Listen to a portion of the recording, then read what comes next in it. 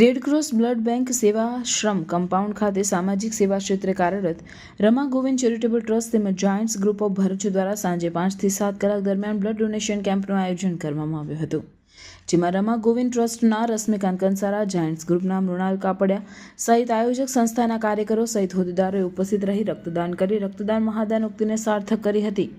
આ પ્રસંગે રમા ગોવિંદ ચેરિટેબલ ટ્રસ્ટના પ્રમુખ રશ્મિકાંત કંસારાએ 117મી વખત રક્તદાન કરી અન્યોને પણ રક્તદાન માટે પ્રેરણા પૂરી પાડી હતી।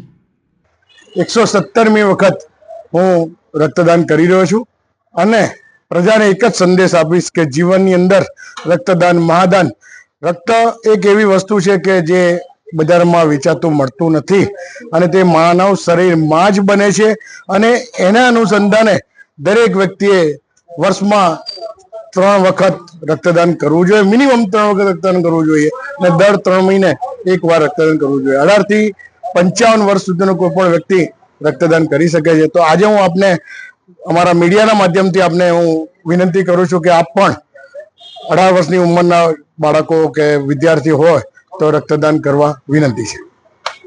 रक्तदान महादान को ध्यान में रखते हुए आज हमारे साथ बहुत से डोनर्स साथ में हमारे हैं, जिनमें से एक तो पाटिल दादा हमारे साथ ही खड़े हैं जो आज 174वीं बार ब्लड डोनेट करेंगे।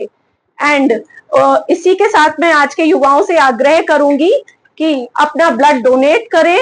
देश को रक्तदान की जरूरत है, रक्तदान में भागीरथ हो।